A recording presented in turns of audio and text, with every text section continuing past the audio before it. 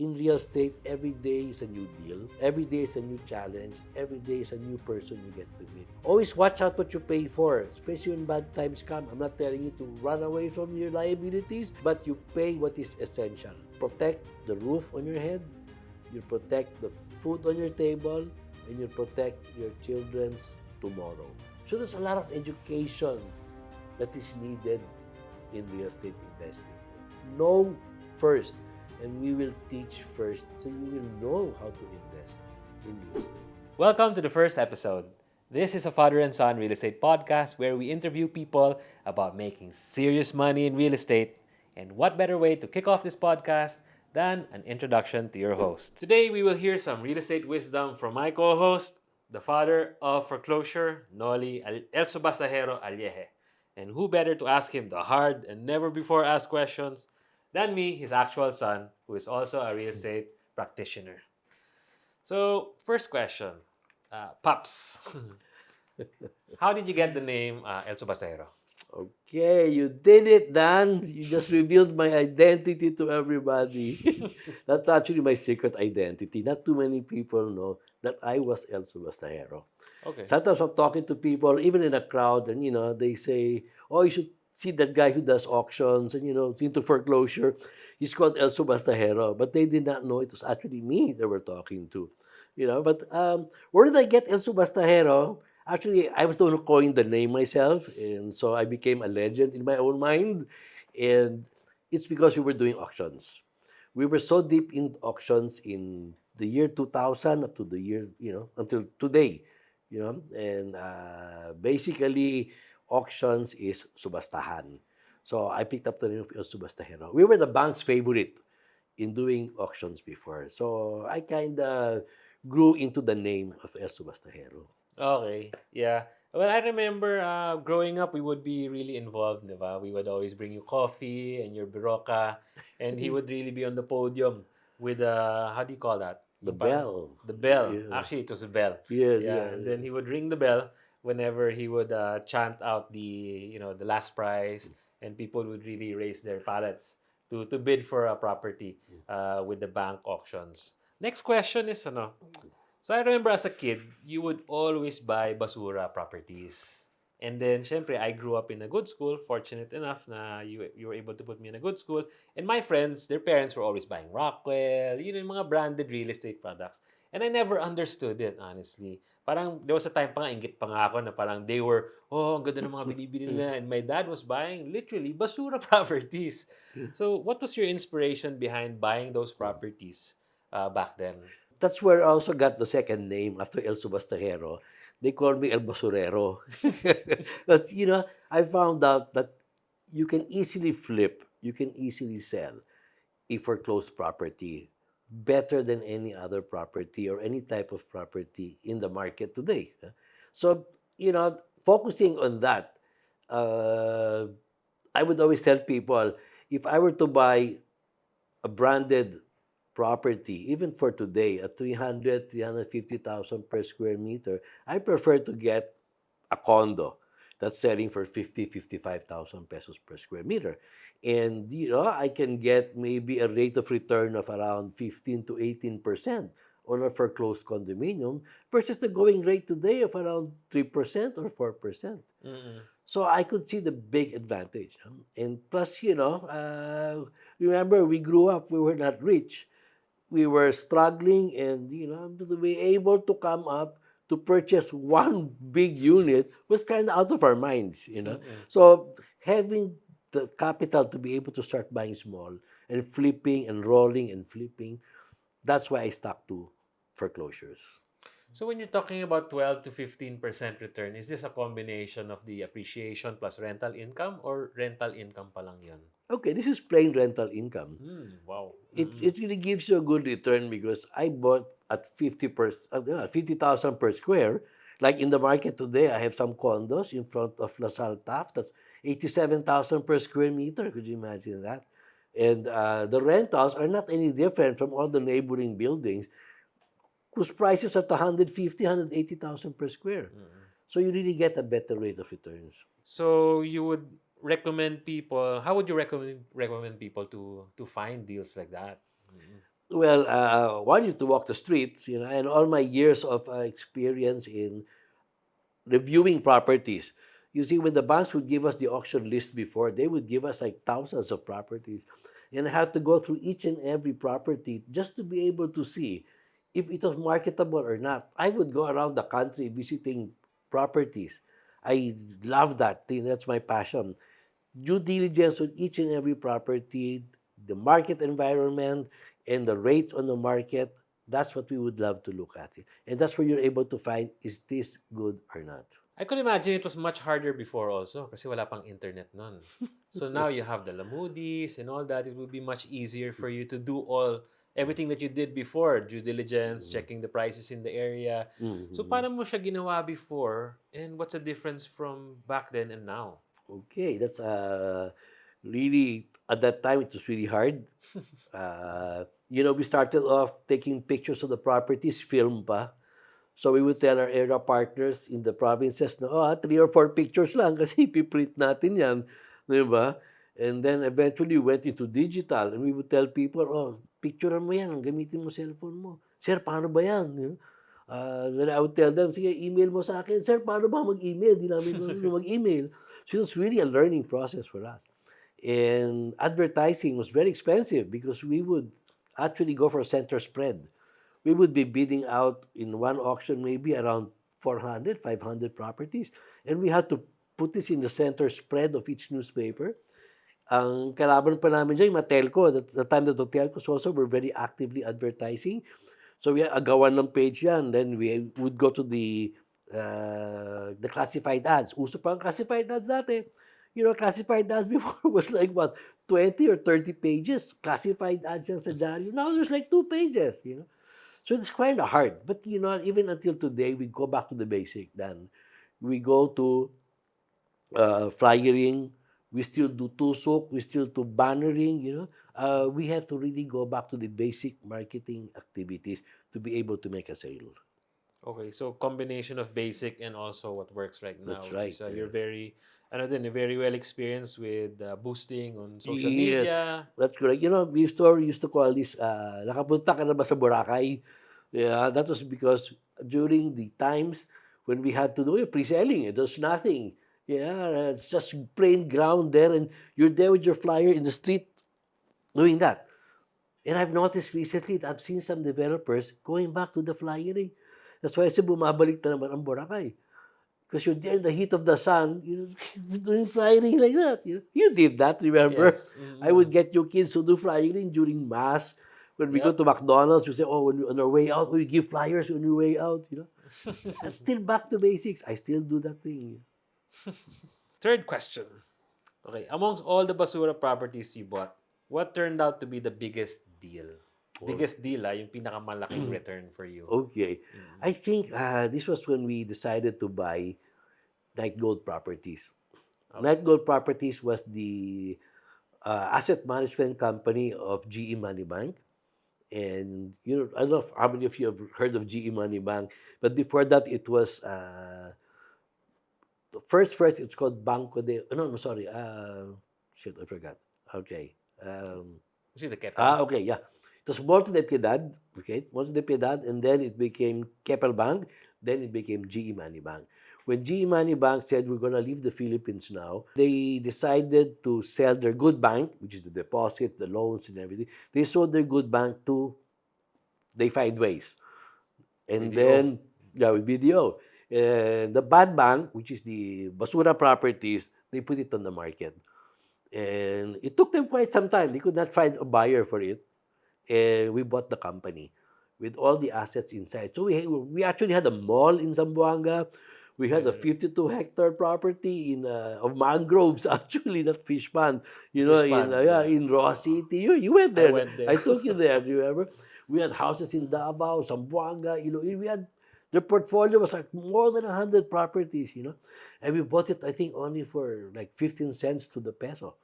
So it was really like 85% off. But tawaran pa ang bayaran. At that time. At that time, So I would say that was the biggest deal that we were able to get, We actually were auctioning off our own portfolio. Yes. I remember that one talaga. And So, yun yung pinakamaganda, di ba? Now, what's Yeah. your favorite one naman? Okay. It doesn't have to be biggest return, like favorite. Yes, yes. What is the one that comes into mind? My favorite was the mall in Zamboanga. Mm, You know, okay. it was a very nice flip. It was also profitable, but it took a lot of time for us to evaluate if to keep it or to flip it. You know, my worry at the time was how do we collect the rentals there? You know, Okay. in this property, as you said, you know, Papa, why do you buy basura? You know, this property actually had more than 10 cases. It had it had 8 civil cases, and it had around 3 criminal cases. There were Wow. court hearings in Zamboanga, there were court hearings in Cagayan de Oro, there were court hearings in Metro Manila. You know, and I advertised it in Zamboanga Times and Zamboanga the other daily. Whole page ad, 1.5 only. So we advertised it Wednesday, Thursday, Friday. You know, Friday I went there. I met so many people. You can immediately feel if you're a foreclosure buyer because you have to understand the framework of mind that you have when you buy a foreclosure. This is an okay property. It's not brand new. It's once loved, now pissed off na talaga, di ba? So, maraming anger, maraming emotion yan. And if you do not look at that, you know, you say, ay, parang ang dumi ng property mo, ay, parang may problema property mo, then you're not a foreclosure investor. Okay. So, the buyer called me Sunday and he said, Dolls, you know, hawak mo ba yan? Oh, sabi ko, akin to. And he said, can you have dinner with me tonight? I said, I'm on the way out. I'm in the airport. He goes, sulod ako sa'yo bukas sa Manila. We met at 3 o'clock. He talked to the lawyers. By 5:30, transferred the money. Wow. He You was know, really interested. very interesting because when we studied Zamboanga, bawal ang mall sa Zamboanga. So we had the newest mall in the block, facing almost the Luneta there, and I would say it was the prime of all the primes. It would have been nice to keep it, but then I would have had you live there in Yeah. Zamboanga. To operate And it. your mom would have killed me and your grandmother. Okay, sige. Now, what is the worst one? If there's Mm, anything that comes to mind. okay. Na maybe you regret, and also what is the biggest lesson that you learned from that one, if In there's that any? one, I would say, siyempre, yung bago pa lang, you know, you're new, you bought your first foreclosure, and then you flipped it after 2 days, and you say like, wow, man, I'm a flipper, you know. Until today, I regret I sold that Yung property. Tagaytay, That one you're in saying, yeah. Tagaytay, yeah, you know, it's right Yeah. after you go up Silang Road, tumbok mo I Tagaytay, remember the that one. next one. That was it. Like, you could see Taal Lake, you know, like you could shoot parang basketball siya. It was that low. It's such a nice property. Until today, when I go to Tagaytay, sayang, you know. So you made a few bucks, di ba? Like that. Pero Yes. sometimes you have to learn how to keep Okay. and Yeah. maybe also what you have to sell. You know? Did you have to keep it? Did you have to sell it that time? Or you think right now na it would have been better na you kept it pala? Because you could have. You know, that's the thing that when you're flipping, you should not get into the mental thought of I should have. Once you sell, you sell. Okay. Once you sell, you sell. For me, it's an afterthought. Sayang lang yun. No? But it's not a deep emotion. Mm-mm. Diba? Because during that time, it's not because you had to sell it, but you sold it. For so many other factors. At that time, maybe I was excited to be a flipper. Okay, okay. It was not the money, but it was just a thought of being a flipper. You know? Okay. We had this 52-hectare fish pond in Rojas, that area, The di ba? anaconda. Oh, the Anaconda area, di ba? And I tell you, I sold it for a song, you know, and when the buyer could not pay me, he would send me crabs. Parang gano'n, di ba? Hulugan pa. Then after so many years, you get to think of it, you know, why didn't I just cut it up into 100 plus half-hectare properties and had it up for rent for so many years. You know, ito sa'yo na yan, 5 years, libre, walang renta, ikaw mag-ayos and everything. God, now it's like 5 million pesos per hectare Yeah. in that Wow. area. No? So, sometimes you think about it, but, you know, why did I sell it? You know, because I could not imagine taking a bangka, going then into that mangrove forest. So, we sold it. It's hard when you sell. You should not ever say that Ba't ko nga binenta dati? Dapat di ko siya binenta. So before you share advice naman now to our audience and to myself on how we could make millions in foreclosure and in real estate, backstory naman tayo. A lot of people know you to be a very successful real estate entrepreneur, investor, and most people, if not all my friends, think na anak mayaman ako. Because when they hear your name, they know El Subastahero. Uh, but what was your childhood like? Okay, that's really way background, backstory, Basically, our childhood was very simple. We grew up under the house of my grandmother. We were not born rich. Basically, my father was very hardworking, and my mother knew how to budget the money very well. And my dad, as I mentioned, was very hardworking. I used to go to his warehouse just to be able to work for the summers. And I learned sales as we went along. I loved sales always. I used to serve mass in the church in St. Joseph in Green Hills. I was one of the sacristans. Yeah. And so a lot of people knew me as a sacristan. So when I started to sell fire extinguishers for the house, I used to knock in Green Hills. And when they would open the door, they would always say, "Oh, look, it's the cute sacristan," and they would buy 2 or 3 cans from me. So I realized there that, it pays to be known to be able to start making a sale. And after we went to LaSalle. I graduated in batch 1973, one of the best batches in LaSalle Green Hills. And college also, I went to LaSalle, but I did not graduate in LaSalle. On my third year, I had a hard time with engineering. So I got kicked out of school. I transferred to Philippine Christian, then transferred to St. Scholastica, and I went back to LaSalle, although I didn't finish school. Yeah. And I went after that. I took my MBA. I don't know how I got into my MBA because I didn't graduate college. And I started working with Bancom. It was one of the largest and the biggest holding companies and investment houses. Yeah, and I learned a lot there.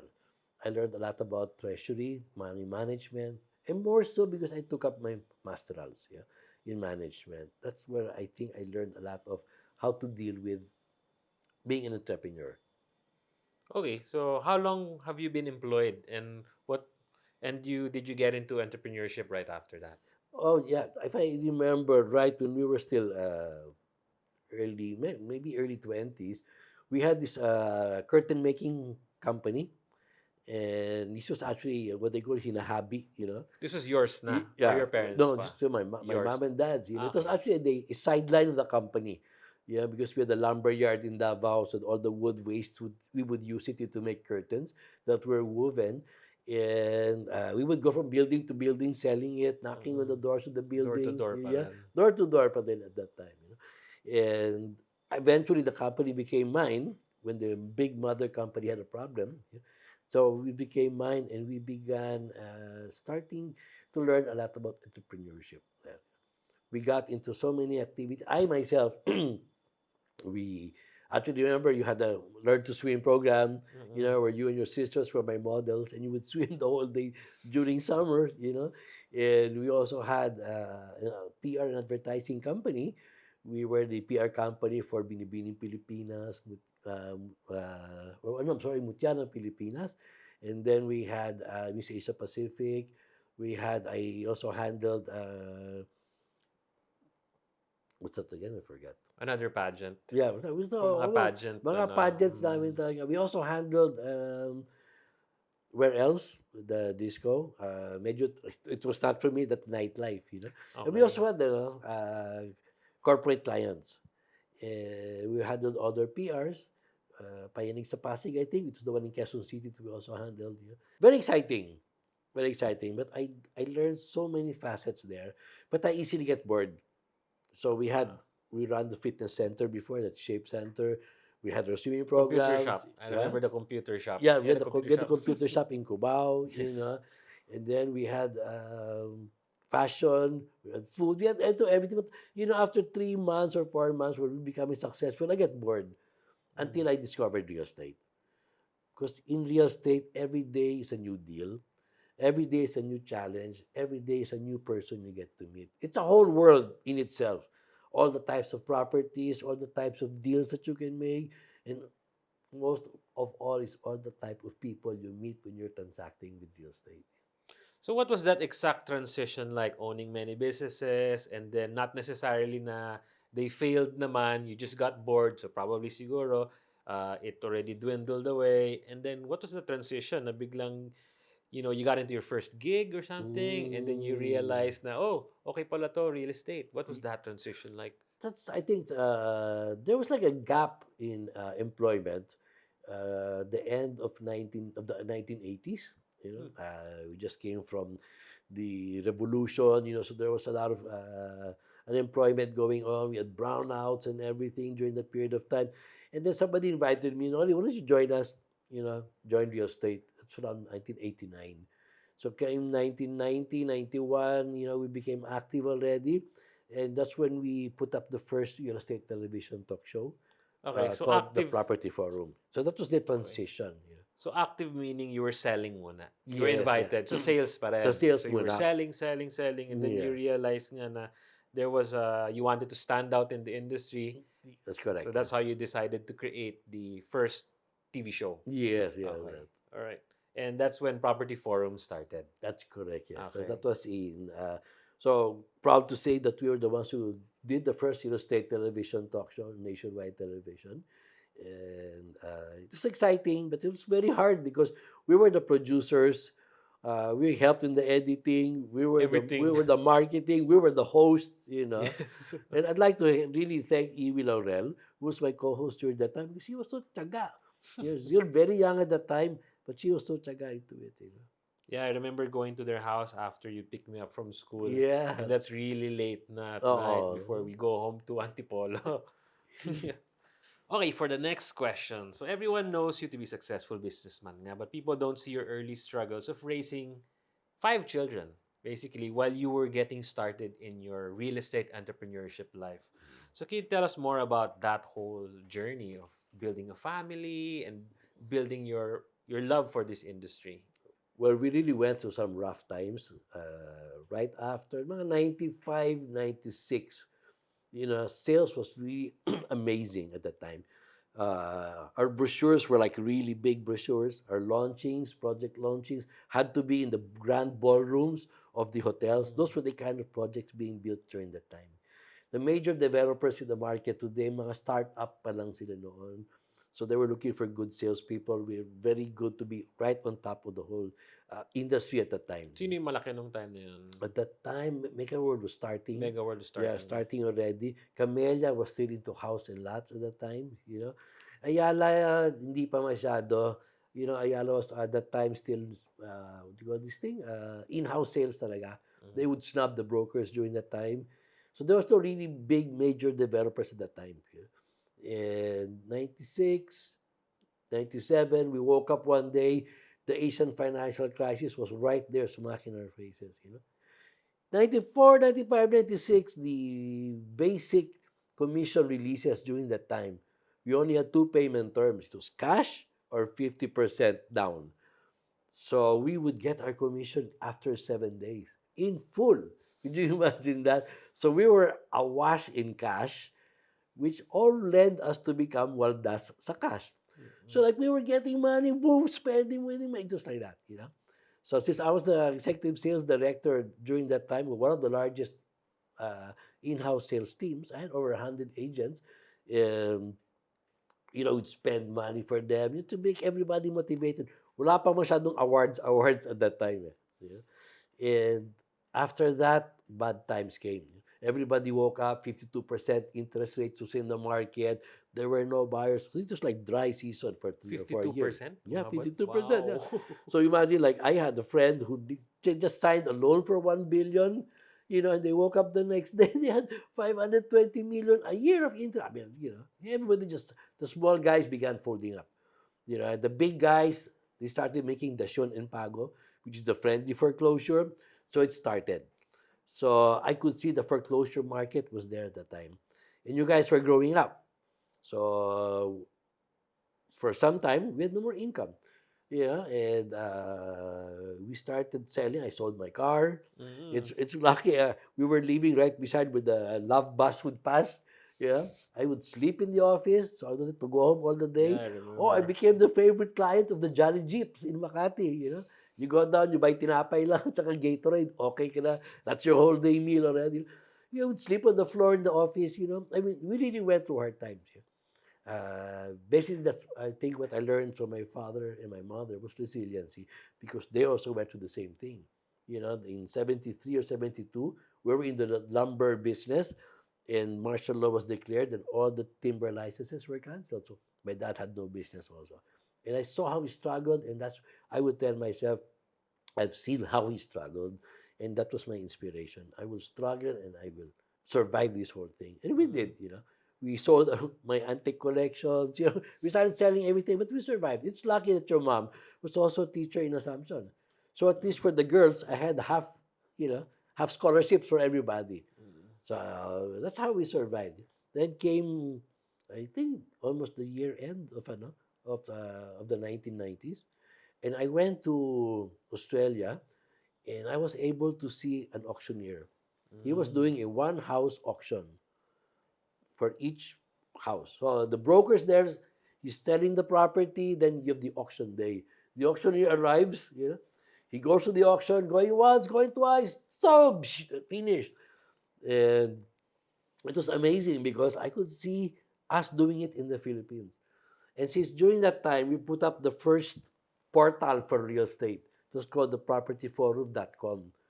Yeah. And we had all the banks invited to join us to be able to put their properties inside. So we were the first ones who were listing properties. We had a back door for them to list up their properties. And during that time, we found out banks had no internet. They only had one internet. The dial up. That was it, you know. And when the president uses it, wala na nakakarinig ng internet, di ba? So we're wondering, why are the banks not putting in their assets? That's how we found out afterward. They don't have internet. So we went off the grid. So we said, okay, internet's not in the Philippines. We're premature in the market. Let's start selling for them. And then we started doing the auctions. So we started doing auctions 2001 that way. And it was no looking back after that. You know. One bank said, we're making legal all the banks. And the banks, you know, they always think in a box. So they said, no, we don't do that. No, we don't do that. But then one bank decided to say, okay, no, I have 198 properties here worth 300 million. We've been trying to sell it for a year and a half or 2 years. We cannot just sell it. You know? So we took on the challenge. We did some price revaluations. We did an auction, and we sold, I think, 80% or 90% of the total portfolio. And during that time, the banks knew there was an auction going on because we were really advertising it heavy in the newspaper. And then we sold that much. So they were really wow. And then they began calling, you know, and that's when we actually are the ones who started the 10-10-10 in the market.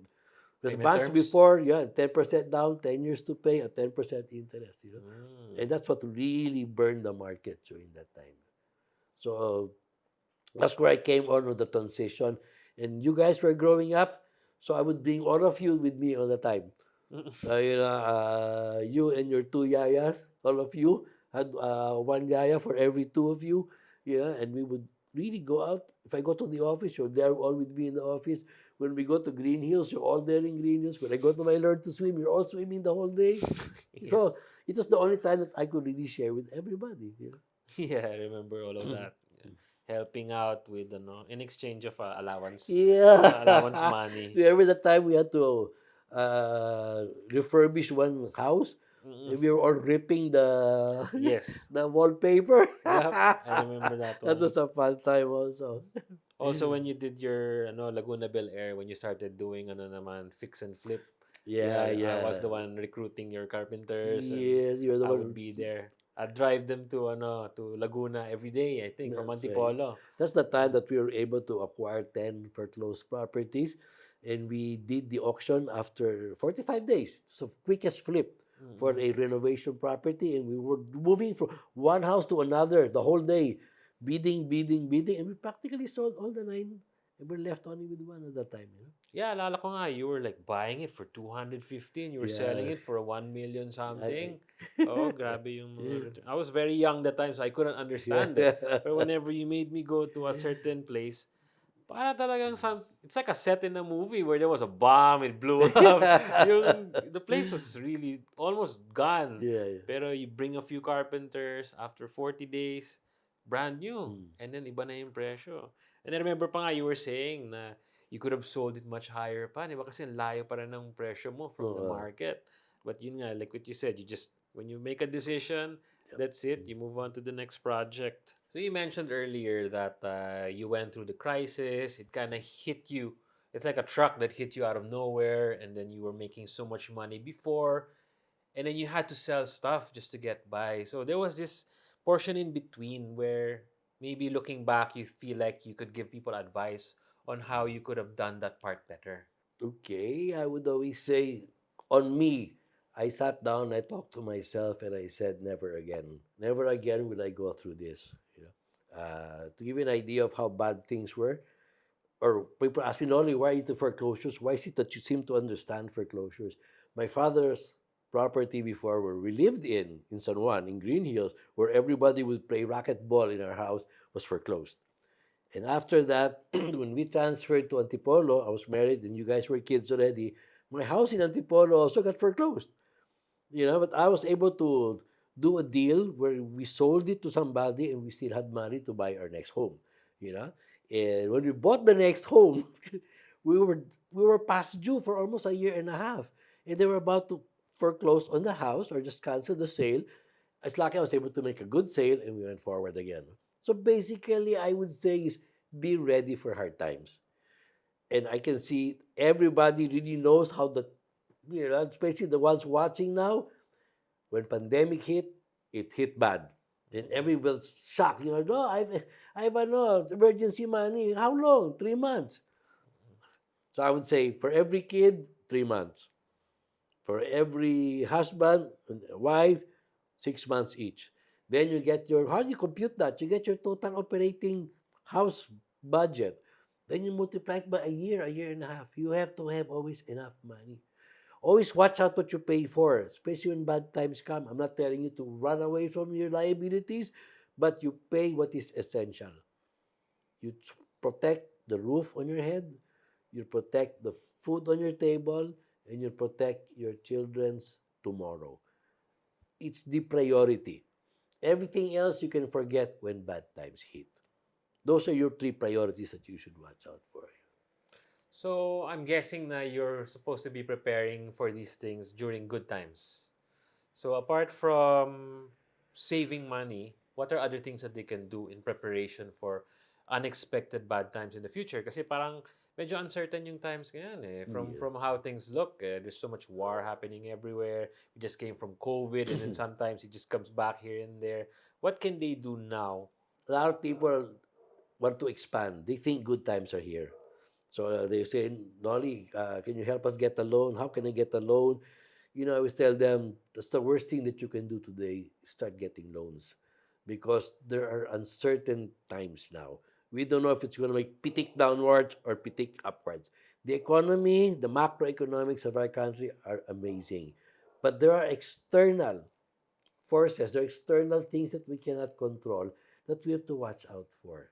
And so I'm telling people, slow down muna. Enjoy your lives, you know, enjoy your families, smoothen out first, because you don't know what tomorrow is going to bring. And you be ready for tomorrow. So many people consider you a mentor. I'm not sure actually if my grandfather, your father, was able to be a mentor to you while you were going through your entrepreneurship times. Um, did you have a mentor in your life to guide you? Actually, no. No. No. Okay. My father's inspiration was from his, he did not graduate college, but he was so hardworking. He was able to bring in a German brand that beat an American brand. We were an American market. And through hard work, he would go up the mountains, carry the equipment on his back, you know. He was really a very hard worker. And that's my inspiration on maybe on his side. But he had never given me, Nori, do this, and Nori, do. You know, that's not their generation. Diba? Mm. Actually, even when I started, I was not like that to you either.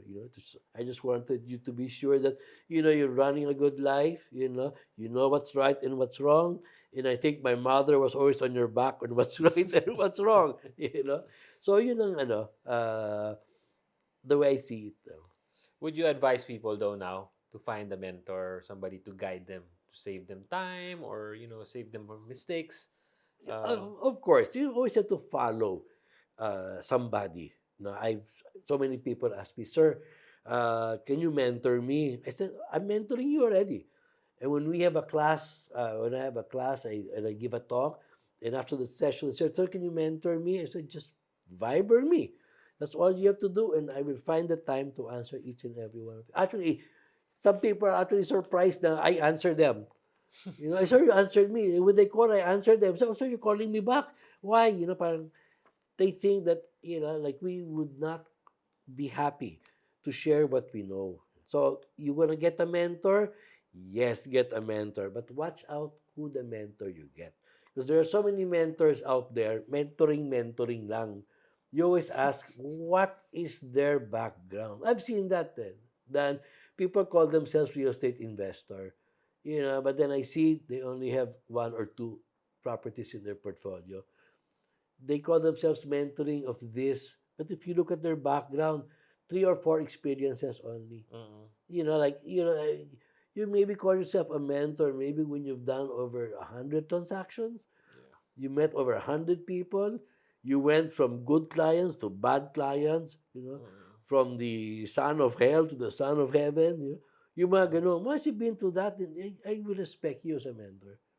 True, true. About mentorship, you had a lot of people actually that you mentored, whether it be directly or indirectly, you were Mm. inspiring people. Would you tell us a story of one of your most successful mentees? Okay. Actually, it's so, what do you call it? Nakakataba ng puso. Usually in Tagalog, I'm not so sure that's the right word. No? Mm-mm. But we do have people who have really come up to me after many years and said, sir, I was inspired by your talk and I started buying real estate. And now we're doing very good. I bought this apartment, I bought an apartment, like that. I also had another one who was my student. And, we were talking about the new thing in foreclosures, not the banks, but we're talking now about the sheriff's auction in the court, no? And she bought the property right away. After 1 or 2 weeks, I was talking to her, and she got a good deal. She went through the process. She was able to buy it at, I think, 7,000 per square, and the market was around 21,000. Today, the market is only at 45. She's still holding on to her property. So, you get inspired by deals like that. I've done a lot of talks in Doha, in Dubai, in Hong Kong, in Singapore, and all the other countries. And a lot of the overseas Filipino workers there have learned how to invest in real estate. And Mm-mm. I'm so happy about that. One of them, in fact, was like a vice president, one of the senior officers on the petroleum company in Qatar. And now he's got like 2 or 3 properties in Baguio where he's running his own Airbnb. He has come home, he's retired, and he's happy with his family. And I'm very happy about seeing how successful he has become. I always tell them, don't call me after you buy the property. Because I know if you call me after you buy the property, you have a problem. I want you to call me before. I will not tell you to buy this or buy that because we're not into the selling of this. We're just actually sharing what we know. So basically, we're just going to ask you, did you do this? Did you do that? Did you do this? Did you do that? And we will not ask you, do not ask me to say, sir, will I buy it or not? Because after we go through all that questions that I'm asking you, then you'll be able to decide. Then you decide you're going to buy it or not buy it. Yeah, so that's the beauty of this show, actually. And that's the reason why me and my dad are starting this channel because we want to share valuable information through this show about real estate. And if he doesn't have the experience or I don't have the experience, we know somebody Mm. who has or has done it many times before. So hopefully matuto kayo dito and you can also, have some success in your life in real estate. Actually, Dan, I really like the idea about sharing with people because I've seen and met so many people who have put in money in real estate and naloko sila Mm-mm. or they don't even know what they bought. Like When I used to go to the countries where the OFWs were, I would ask them in my seminar, oh, saan kayo nakabili? Sir, doon, kay Piolo Pascual. Sir, doon kay, kay Marian Rivera. I said, ano pangalan ng project? Sir, di namin alam. Yung sa kanila lang. Yung ganun. You know, so I could see the level of education of these people na napadala lang sila. Oh, sabi ko, ba't ka bumili ng real estate? Sabi din, sumama lang ako sa kanila kasi may kainan doon ng mga Pilipino doon. Kumain ako, tapos nabentahan na ako, di ba? So, ba't ka bumili ng dalawa? Kasi yung kaibigan ko, isa lang binili. Ako, gusto ko dalawa. You know, para mas malaki yung sa akin. So, all the reasons of buying real estate are there, but the education was not there. You know, it's so pitiful. Somebody was asking, I was asking somebody, oh, bakit ka nandyan sa real estate property na yan? Sabi niya, sir, ako nakapwesto ako. Ha? Ano yung pwesto? You know, ano yan, right? Hindi, pwesto lang po. You know, so, how that pwesto came in. You know, now when you talk to people, ako, trustee ako, trustee. Trustee, sabi, I've never heard of that term in real estate. Also, ako si trustee. You know? So there's a lot of education that is needed in real estate investing. You know first, and we will teach first, so you will know how to invest in real estate. Actually, maganda rin sometimes, I notice is you only need to learn enough to make the right decision. Especially when you tell people na, oh, when you're going to buy a property, make sure to walk on it, inspect it. And I used to think it was all BS. Pero actually, when I bought the property, I didn't walk on it.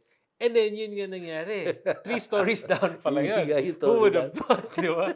3 stories down siya after I bought it. Buti na lang I was able to sell it for the same price na lang. Got my money back. Actually, made 200,000 pa on top of it.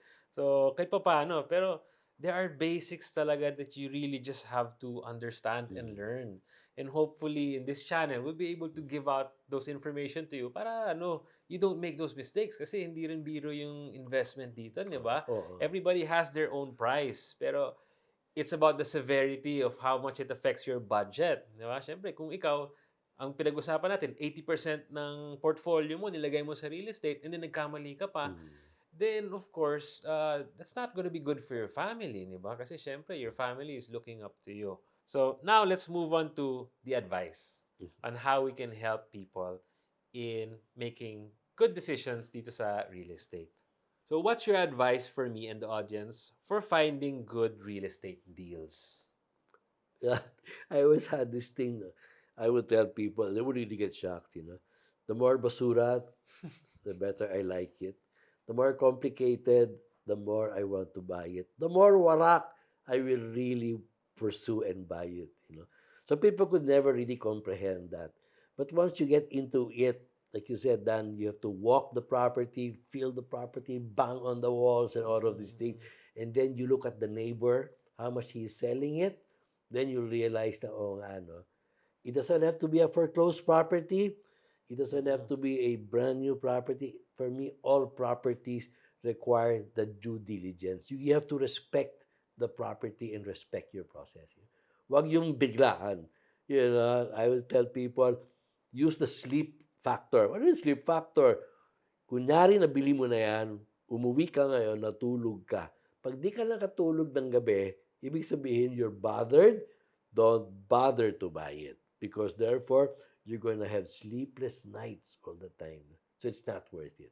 And that happened to you already before. Sleepless nights. Yeah. When you were starting out siguro. Yeah, of course. Yung quick buy. Yung gano'n, di ba? Na-excite, ganon. Yeah. So, where are the avenues that they can look for deals now, apart from, let's say, sniffing the neighborhood, walking around? What are other places or areas where they could actually look for listings and, take time to look for a good deal?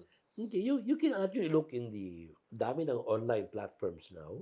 And I can tell you, a lot of people are shifting to marketplace to look for the good deals, you know. Like, for example, if we're selling a property in Cabuyao, we go to the Cabuyao buy and sell, Cabuyao marketplace, and we find sellers there. And we're able to close a deal from the seller and from the buyer. So, talagang, it's now online where you can find it. Now, if you want to drive around a neighborhood, especially if you go geo-targeting, magpa-geo-farming ka, itong subdivision ang gusto kong bumili, then you walk the street, like Dan was saying, you ride the street, you walk, you look at the house, medyo luma na to, mukhang may kailangan to ng pera, kakatukan mo, di ba? I have a buyer for your property, or I want to buy your property. Let's both sit down and talk about. And you'd be surprised that some people just don't want to put up a sign that's for sale. There's jahe with the neighbor, di ba? Kung naghihirap ka na, nagbebenta mo yung bahay mo. No, it's not that, di ba? It's just that you want to dispose of your property. Maybe move on to a better property. So that's how we normally are able to look for deals. It's all out there. You have to look for it and knock on the doors talaga. So pag sa bangko naman, for example, that's your expertise. Okay. How would you advise people to look for good deals in the banks? Okay, you go to the Register of Deeds. Kasi ang bangko kasi, after 5 years, they have to dispose the property. Every year that the bank is carrying the foreclosed property, mga 20% of that value is depreciated or is amortized for bad debts already. So after 5 years, the bank, your house and lot that's in the foreclosure of the bank has no more value for the bank. So if the bank sells that, it's pure profit. Bottom line kaagad ang tulong. So you go to the Register of Deeds. After you identify which property you want, you look at the foreclosure date. Ganong katagal na they are carrying it. Especially if, for example, a condominium. If they're carrying a condominium, may friction cost yan, carrying cost, ang dami, di ba? The association dues that they're carrying, the depreciation of the building. So all of that means that they are now motivated sellers. So you have to look, what property here are they motivated to sell? So you're saying negotiable yan? Banks, yes, are negotiable. Some banks will say, hindi ako negotiable. So you move to a friendlier bank. Who has better deals? The big banks, the rural banks, provincial banks? Okay, the rural banks, bihira kasi yan magbenta talaga ng foreclosed properties. Yeah. They have it on the list because it's a BSP requirement. But for them to sell it at a lower price, these are families to family banks. Yeah. That property was their mortgage to them because si Lola Nenang, talk to the manager, said, who's her pamangkin, and said, uy, pautangin mo na si Aling Bebang kasi kailangan niya ng ganun. Diba? Tapos foreclose, tapos bibenta mo na. Siyempre si Lola, is in a situation, ano nangyari sa property? Ba't na-foreclose ako ng pamangkin mo? Diba? There's more emotion. Kaya medyo mahirap. Pero value to value, remember that the rural banks give you lower loanable value. So pag na-foreclose yun, ibig sabihin, their book value is a lot lower than you would get from a commercial bank. Commercial banks, walang emotion yan. It's volume that they have to sell. Okay. So I think you were at great times with the foreclosure market back in the day kasi ang taas nga ng interest and all these other factors. And then parang it became stagnant over time for a while.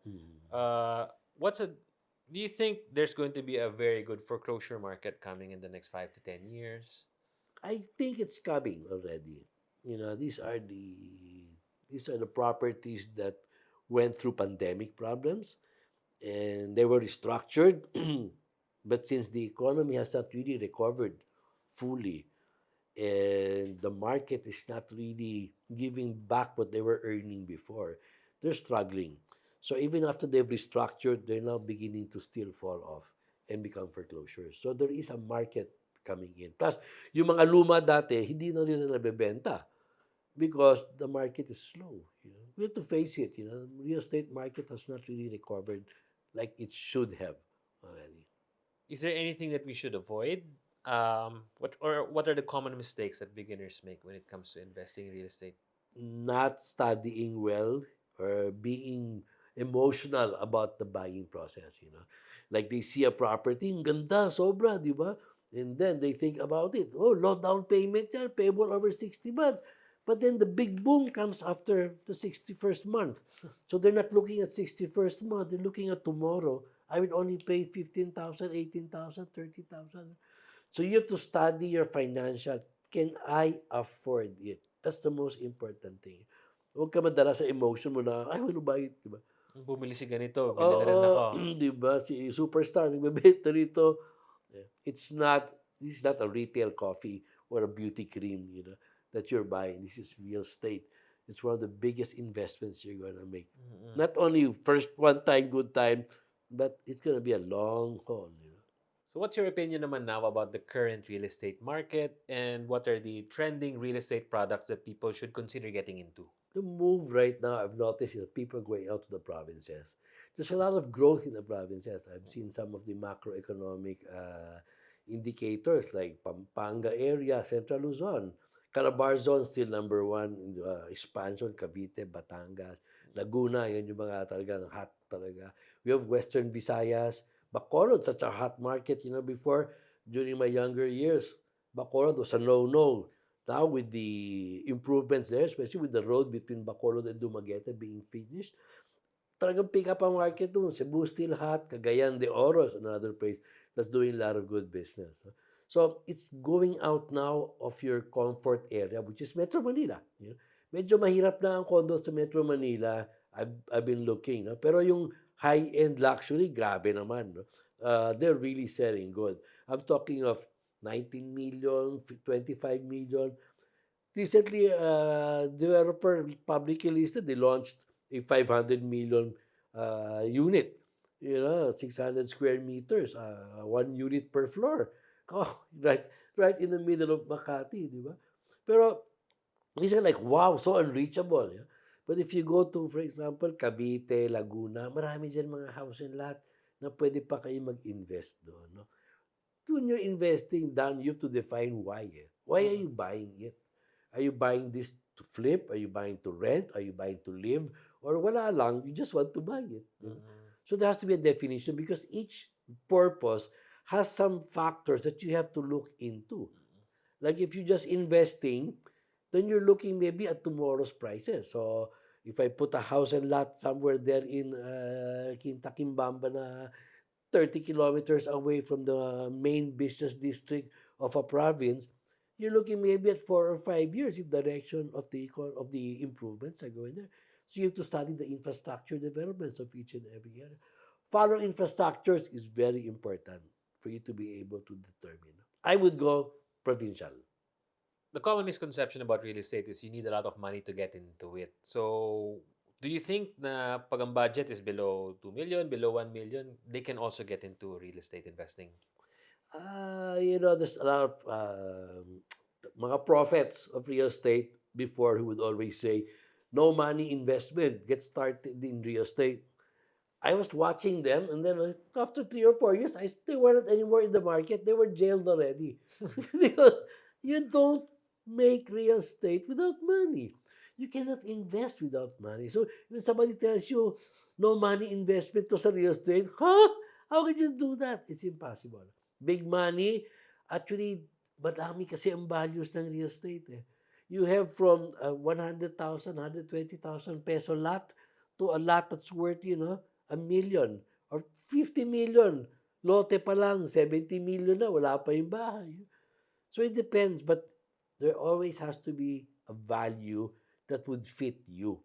Do not try to jump up from the level where you are right now. It always has to be affordable. Ang sabi nga nila, ang factor dyan is the amortization that you'll be paying should be at least max 30% of your income every month. Then you'll be able to live comfortably. Sabi nila, when it comes to investing, don't put all your eggs in one basket. Do you think that also applies in real estate? Maybe in the type of real estate, like I would say, I'm 99% hard asset, I'm 1% soft asset. But then you have the REITs, the real estate investment trust. One day we're going to have a speaker here to talk about real estate investment trust and the advantage between virtual ownership of, I would say virtual ownership is REIT, or the hardcore, it's my asset, differences. And I'm really 100%, 99% hardcore real estate. Now, you can diverse. You don't have to put all your eggs in house and lots. You can put condo, warehouse, beach resort, vacant lots, all types of real estate. So you're not putting, again, all your eggs in one basket. Where you will say, what if the real estate industry collapses? Actually, yes and no. But I would say, if you were to evaluate all the other industries, real estate is the one that's it has a strong foundation. Even if it goes kaput, your property, you still hold your title in your property. Iba talaga ang real estate. So yes, test that out nga. So, nung pandemic, di ba, there was some collapses in real estate, maybe commercial or something. Mm. So, what other segments in real estate naman yung went up in price over COVID pagdating sa real estate? What would that be? Oh, the vacant lots and the house and lots in the peripherals of the urban cities. Mm-mm. You experience that. Mm-mm. You know the price increase in Antipolo area, Rizal area, Laguna, Cavite, Tagaytay, Batangas, where the beach properties were. People realize I can't live in a four-cornered property, di ba? Get me Condo. out. Mm-mm. So a lot of people started buying properties in the outskirts of the Metro Manila, and that's values really began to increase there. So I would say the realization of we have to live out of the urban centers plus the work from home, that was it. That was the awakening moment. That created the movement for other areas to grow up in price Yes. significantly. In Antipolo, actually, to give you guys an example, this area went up as far as 3 to 4 times. Yeah, so in the last 3 to 4 years, and that's why I got lucky naman. Oo, kasi I Yeah. specialize in Antipolo eh. Mm. And siguro if I were to give an advice also for people is that one thing I learned then with my own mistakes with investing is you have to give it time nga. Itulog mo. Mm. Kasi sometimes you still find a better one eh. Or maybe with giving it enough time to keep looking and looking and looking, you understand what the market looks like. You already know, uy, mura yan, uy, mahal yan. Uy, marami nagkakagusto nito Mm. because I hear a lot of people telling me, maganda city view. So with that, you really have to walk the property nga eh, and spend a lot of time learning about the area where you want to invest in. Para alam mo na when you make a decision, it's a sound decision. And you would have a good night of sleep after you buy the property. Sige, I think this is a very important question naman. If you were to start all over again, how would you do it and what real estate segment would you invest in or yung parang ganun? A lot of people always ask that, what would you do if you had time to go back? Mm-mm. I would say I would like to cherish those special moments longer and better. And Okay. take out maybe the bad moments of where you came from. But can say I learned a lot from all the ups and downs in the real estate industry to where I am, I would say, financially stable today. At that time, I was so financially immature. We had no savings, we had no investments. It was just earn sa sales. Salespeople have some of the lowest financial literacy, di ba? Mm-mm. So, mabilis yan. Pasok pera, labas pera, pasok pera, labas pera. Saya. Yeah, so yeah, di ba? Until, we were doing the auctions, and I was doing auctions for the bank, and the vice president asked me, Noli, where's all your money going? And she was laughing where all our money was going. And then I learned, and I remembered how my mom used to budget her house funds. She had envelopes. So it's funny that some people are talking about the envelope budgeting, where you put 10% here, 10% there. My mom was doing that 50 years ago, and that I think that was really the formula there. Until before she passed away. I remember those Yeah. envelopes. Yeah. I grew up kasi with my lola for about 5 years, I think. More So, yeah. than. So, Oh. I saw all of that talaga. Okay, so what segment in real estate do you think people should keep an eye on? Okay, resorts. A lot of people were looking at tourism. Mm. We're only talking, how many tourists lang we have? 5 million, we're already celebrating. While Mm-mm. the other countries are doing 20, 30 million. Yes. So the movement is to have these infrastructures to be able to bring all these tourists here. Mm-mm. And we recently came from our very successful auction with an island in the southwest, di ba? Mm-mm. And the properties we were able to get there have a lot of potential to Mm-mm. become one day tourist destination. Yeah, ang dami ng developers doon. Oh, I've yeah. been actually studying that. Mm. Okay, do you have any life principles that guide you? Maybe in work, it's always to be number one. People never remember who number two was. So every time I get into something, I always strive the hardest to succeed. What's the number one skill that helped you get to this point in your career that you think people need to develop? Hustler. You have to learn how to hustle. You have to learn how to make a deal. You have to learn how to survive. I would say maybe it's resiliency, never give up. So we have naman a segment here for for our audience naman to ask questions. Mm. So this is actually a friend of mine. Siyempre, wala pa tayong audience. So, Ito pa lang yun. But we have my friend. His question is, I am a 30-year-old man with a wife and no kids. I am only renting an apartment in Cubao. I work in the government and my wife has a corporate job. I want to start getting into real estate to grow our finances, and also own my own house. What should I do? a lot of people say, those moguls of industries, they always say that your worst liability is your own home. I totally do not believe that. Your best investment is your home. It's just the way you handle it. I used to have this what I call the like a bohemian type of investment.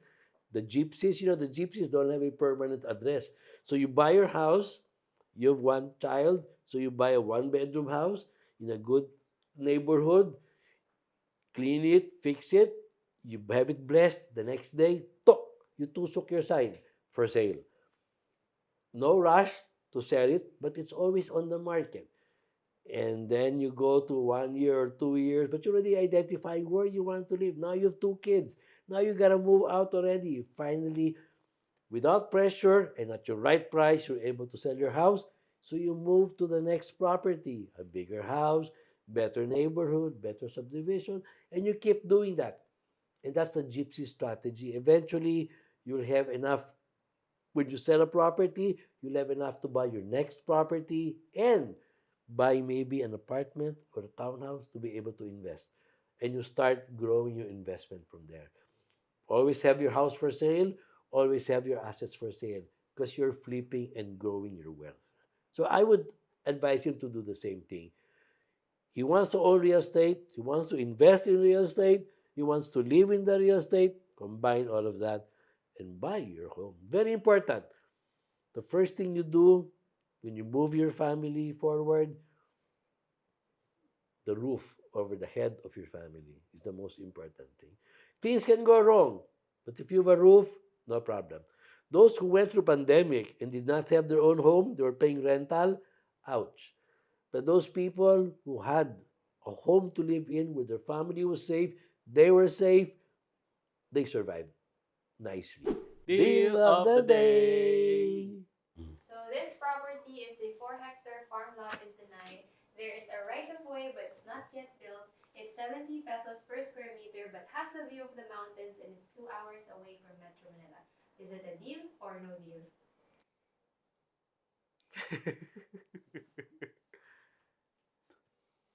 Okay. Well, I like this because actually nakita ko sa internet to. And I saw the property. It's really nice. The price is really good also for the area. And parang maganda tayuan siya ng short-term rental like an Airbnb or a resort. It's a nice property, 70 pesos per square meter. That's below market for properties like this. With a mountain view, and I'm sure when the right of way is built and developed, I'm sure the values will multiply. So for me, it's a deal. All right, that's it for this video. Hope you guys learned a lot from interviewing our co-host, Mr. El Subastahero. And we have our next guest. Coming soon. It's going to be very exciting. We're going to have a surprise guest, and it's my time to get even with him with all the questions he asked him. Wait for all those personal and private questions of Daniel Alleje. All right, please like and subscribe, guys. And Happy happy tripping! tripping!